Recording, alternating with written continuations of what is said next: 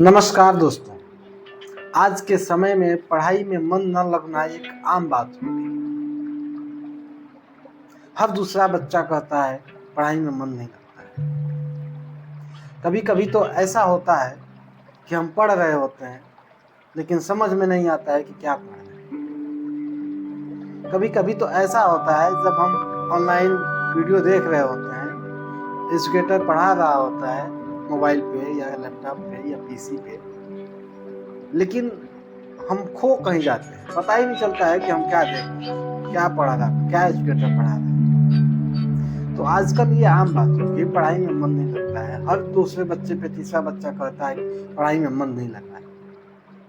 तो आज हम इसी सवाल को लेकर उपस्थित हुए हैं आपके समक्ष। नमस्कार, मैं विश्वनाथ आपके अपने सोशल मीडिया प्लेटफॉर्म पर स्वागत करता हूँ और आशा करता हूँ कि आपको हमारी वीडियो अच्छी लगेगी। कभी कभी ऐसा होता है कि हम किताब पढ़ रहे होते हैं, हाथ में किताब होती है, नजर पैराग्राफ पे होती है, नजर पैराग्राफ पढ़ रही होती है, लेकिन हमें पता नहीं चलता है कि हम क्या पढ़ रहे हैं। 2 मिनट बाद फिर रिमाइंड होता है कि हम कहीं और हैं और नजर हमारी पढ़ती चली जा रही है। तो आज हम इसी सवाल पर चर्चा करेंगे, पढ़ाई में मन नहीं लगता, क्यों नहीं लगता। आज हम इसके कारण जानेंगे और विस्तार रूप से कारण का समाधान भी बताएंगे हम आपको, और आप वीडियो में लगातार बने रहिए। हम आगे आपको बताते हैं कि क्या कारण है जिसकी वजह से हमें पढ़ाई में मन नहीं लगता है। जैसे कि हम कई बार देखते हैं कि सबसे पहले तो हम कारण समझते हैं, क्या कारण है जिसकी वजह से पढ़ाई में मन नहीं लगता है। तो सबसे जो पहला कारण है, लक्ष्य निर्धारित ना हो, लक्ष्य की कमी होना, लक्ष्य की कमी होना। अगर हम पढ़ाई में या किसी भी काम में सीरियस नहीं है, मतलब लक्ष्य की कमी है, कहीं ना कहीं लक्ष्य की कमी है, हमारा लक्ष्य निर्धारित नहीं है कि हमको क्या करना है। अगर हमारा लक्ष्य निर्धारित है तो हम बाधित नहीं होंगे, हम लक्ष्य के अनुसार अपनी पढ़ाई को जारी रखेंगे। लेकिन जब लक्ष्य ही निर्धारित नहीं है, लक्ष्य की ही कमी है, तो हम पढ़ाई पूरी नहीं कर पाएंगे। पढ़ाई के कोई भी काम, किसी भी काम में हमारा मन नहीं लगेगा। इसी क्रम में दूसरा जो सबसे बड़ा कारण है वो है अधिक दबाव, अत्यधिक दबाव। अगर हम किसी बच्चे के ऊपर प्रेशर दे देते हैं, दबाव दे देते हैं बहुत ज्यादा, तो भी वो बच्चा पढ़ नहीं पाता है, डरा रहता है, सहमा रहता है, सोचता रहता है। वो केवल इसलिए पढ़ता है कि नहीं पढ़ेंगे तो फला बोलेंगे, टीचर बोलेंगे, पापा बोलेंगे, मम्मी बोलेंगे, या जो कोई भी गार्जियन है वो बोलेगा। और इस दबाव में बच्चा हमेशा डरा रहता है, सहमा रहता है, उसकी पढ़ने की इच्छा नहीं होती है। और इसी क्रम में जो तीसरा सबसे बड़ा कारण है वो है गलत अध्ययन तकनीक। अगर हम पढ़ाई करते समय गलत अध्ययन तकनीकी का चयन कर लेते हैं तो भी हम नहीं पढ़ पाते हैं, पढ़ाई में मन नहीं लगता है। भाई गलत तकनीकी से अगर हम पढ़ेंगे, जाहिर सी बात है पढ़ाई में मन नहीं लगेगा। तो इसलिए सबसे पहले पढ़ाई शुरू करने से पहले तकनीकी का विशेष ध्यान देना चाहिए, अध्ययन तकनीकी का विशेष ध्यान देना चाहिए। इसी में जो चौथा सबसे बड़ा कारण है वो है टाइम मैनेजमेंट। टाइम मैनेजमेंट, हाँ जी, टाइम मैनेजमेंट केवल पढ़ाई में ही नहीं, हमारे जीवन में भी बहुत योगदान देता है। अगर आपको टाइम का ध्यान नहीं है तो आप किसी भी काम को सही समय से नहीं कर सकते। इसलिए टाइम मैनेजमेंट का ध्यान दीजिए, किसी भी काम को समय सीमा के अंदर पूरा कीजिए, और हर काम का एक अलग समय होना चाहिए, एक टाइम टेबल सेट होना चाहिए।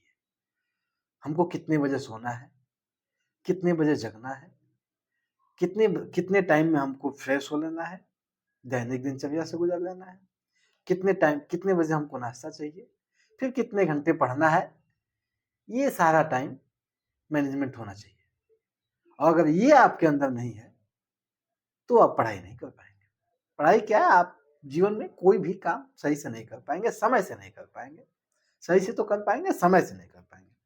इसी में जो पांचवा सबसे बड़ा कारण है वो है मनोरंजन की कमी। मनोरंजन की कमी। आप सोच रहे होंगे कि पढ़ने वाले बच्चे को नहीं खेलना चाहिए बच्चे। मनोरंजन की कमी सबसे बड़ा कारण।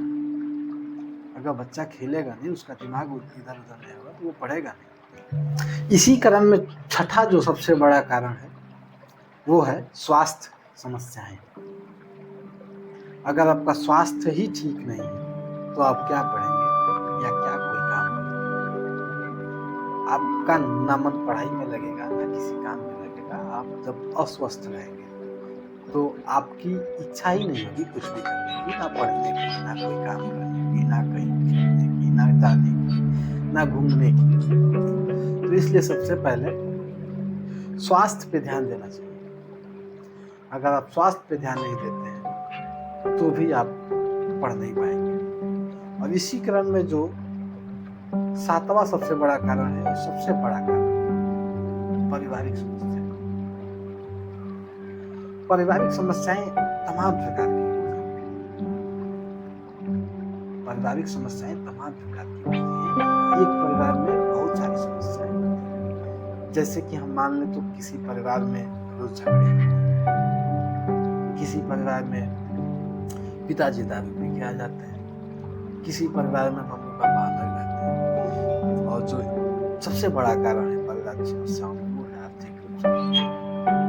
बहुत से बच्चे ऐसे हैं जहाँ पे संसाधन की कमी है, इस वजह से भी वो नहीं पढ़ पाते हैं या उनका पढ़ने में मन नहीं लगता। ये कहें कि उनका पढ़ने में मन नहीं लगता है, अगर पढ़ने में मन भी लगता है तो संसाधन की कमी से वो पढ़ नहीं पाते, कहीं दूर दराज घर से जा नहीं पाते हैं पढ़ने के लिए।